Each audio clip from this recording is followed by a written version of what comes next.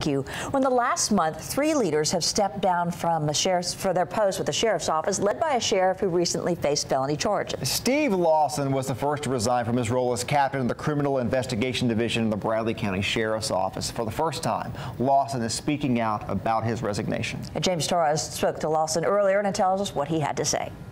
Steve Lawson spent 3 years as captain of the Criminal Investigations Division for the Bradley County Sheriff's Office. He says in that time, he lost respect and trust for Sheriff Eric Watson. I think he lost trust within the department and the community over a period of time. This comes after Sheriff Watson faced 12 counts of forging vehicle titles after buying 6 cars out of Florida.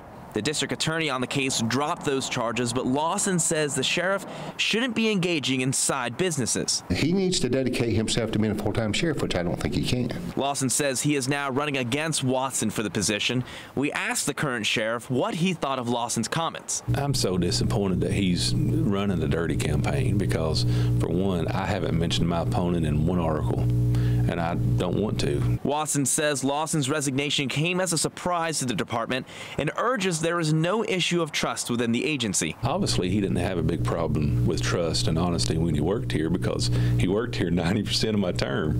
He let me feed his family and write him a paycheck. Lawson says he told the sheriff ahead of time that he planned to run. I had decided and told him that I was looking to position myself to run for sheriff because of all the trouble he was having, and he knew that up front. I'm James Torres reporting.